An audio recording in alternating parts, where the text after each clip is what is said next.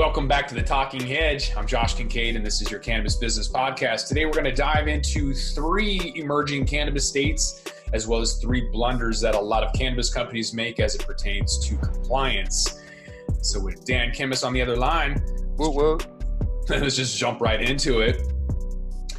3 emerging states. One is obvious, one is emerging, one is surprising. And so Southwest kind of makes sense with Arizona. They're conservative, yet very close to Colorado, Nevada, California. So with a lot of older people, they're probably looking at a lot of topicals. Yeah, I would have never thought they'd go. I expected them to be legal or medical for a long time, but actually going rec, that's cool.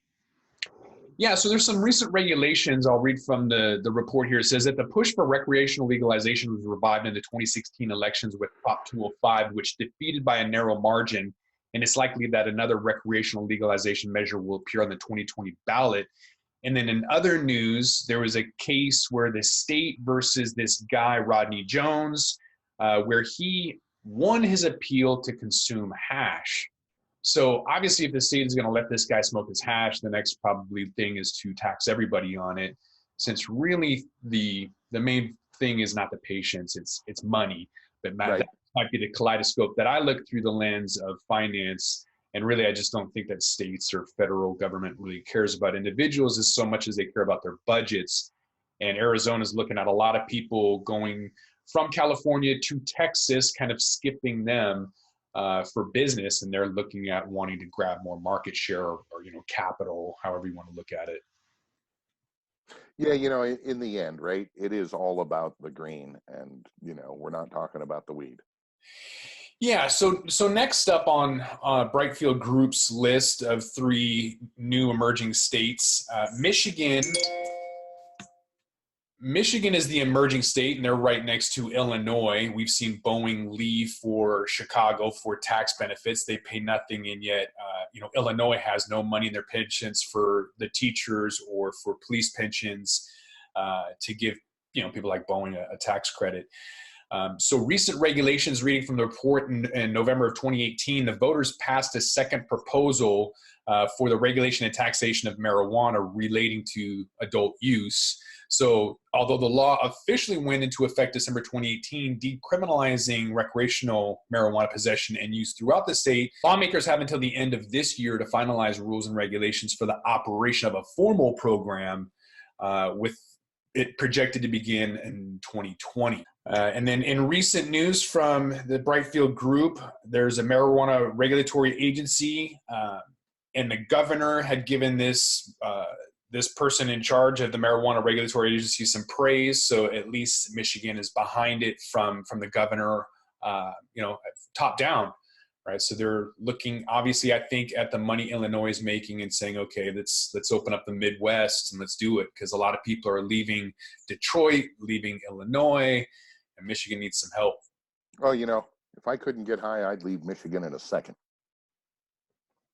Yeah, I mean, they're huge with football. You have Penn State, Michigan State, the surrounding area there. They have really maybe nothing else to do but go to college football games with 100,000 plus people. Tailgating is phenomenal. I mean, SEC, the Southeast is also great. But college towns, you're going to see it in Massachusetts with 5 colleges right there. Michigan, I don't think is going to be any different. You're going to see a lot of people with Gen Z and millennials and even your 55 and older looking for those CBD topicals, tinctures, and rubs. Wellness. I dig it. That's it. So what I found surprising is North Dakota. The Brightfield Group reports on regulations that in 2016, it brought Measure 5 to North Dakota, which would allow the state to have a sale of medical cannabis to patients. And though it won by a large margin, voters were quickly disappointed when both House and state legislatures passed changes to the measure. And so during the 2018, voters rejected that measure, which would have legalized recreational cannabis. And so supporters are attempting to make another run in the 2020 elections. Yeah, North Dakota, that whole, you get up that way and you do find some people who are a little resistant. And at the same time, why can't we all just live and let live? It is a interesting space with regards to North Dakota, South Dakota, and as you head west, Montana, and then Idaho, right? And that whole thing where you're like, gosh, there are some folks who are a little bit polarized with regards to the plant up that way. Montana is the only state that had the voters legalize it, and the governor somehow vetoed it. I'm not really sure how that process happened, but in this case, North Dakota's governor signed a bill that decriminalized cannabis possession up to half an ounce. Although somehow it's still punishable with a fine up to $1,000. Part of that House Bill 1050 asked that the state legislative assembly to consider studying the implications of the potential adoption of an initiated measure allowing the use of recreational marijuana. So that recent news from Brightfield Group on North Dakota is interesting, that, from Michigan to North Dakota, that kind of border up by Canada, maybe they're getting some Canadian influence, or at least seeing the green. It's like spheres of influence, right?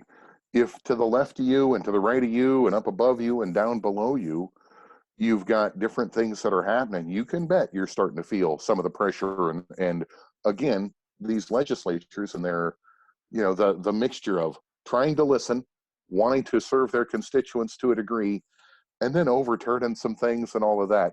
I'm not intimately familiar, but I can tell you, I've seen some of that out here in the West Coast as well. So.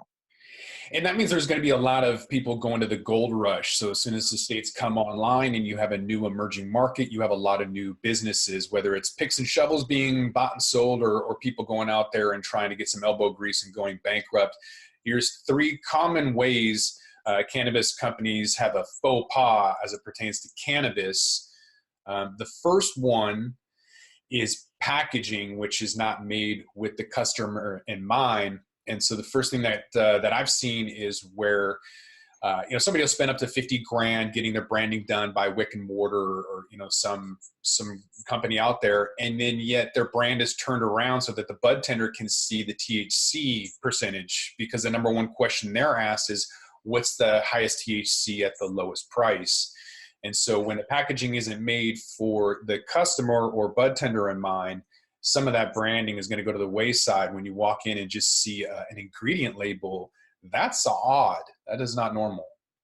Yeah, again, we've seen it here in Washington, right, where the best laid plans, the packaging looked gorgeous, and all of a sudden the amount of information that must be included on the package, it's a 2-gram package of weed and it's got a sticker the size of a 2-gram package of weed stuck to it, right?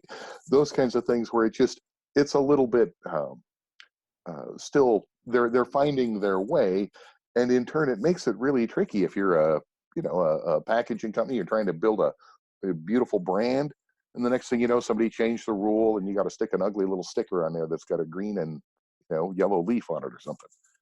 Right. Almost 9 months ago in Washington, the Liquor and Cannabis Board, the regulatory agency, had thrown a curveball at the state. And so those rule changes would have affected 70% of the edible market when they had asked to change the color and shape of the packaging and branding of the products as well. And so immediately, lobbyist groups like the Cannabis Alliance, with Jason Lammers of 420 Wholesale Pack, kind of jumped on board, informed them, educated them about the process, told them that 60 days was not enough, that it would have more than decimated the industry. And so with some help and information, I think we can kind of make this work. But you can't operate in a nascent industry when you're constantly being thrown new rules. It's hard enough. And so the advice right now, as it's not federally legal with standard rules across the board, is to maybe get an in-house printer. So what that'll allow you to do is buy your bulk packaging, from overseas, and then use maybe stickers in the meantime for new strains or new variations, or the new rule change. Yeah, I think, you're speaking to the whole, be cognizant that the market is fluid, and that things like, again, rule changes in a lot of industries are rare, because those industries have been around for a long time and the rules are pretty stable. And sure, rule changes happen, but when they happen, it's one of those things where it's a big deal. Cannabis industry, rule changes all the time, to the point where keeping track of the rule changes is actually its own special skill. And you can find yourself in a place as a company where sunk costs, right? You just ordered a bunch of packaging and now the rules changed. So again, being in a place where you essentially stay nimble, right? Maybe you don't order quite as many packages. Maybe you do have an in-house printer and you acknowledge that, yeah, this won't be as pretty as I'd like it to be, but I'll be compliant, right? So again, some things that you wouldn't think you'd have to think about, you have to think about. So the second gaffe that a lot of new business owners make in the cannabis industry is skimping on security. Although it seems to be written in most of the laws and a lot of standing operating procedures are already out there. Some companies apparently aren't getting enough cameras or security. I think maybe the thing that I've seen the most of is walking into a store and not having somebody grab ID.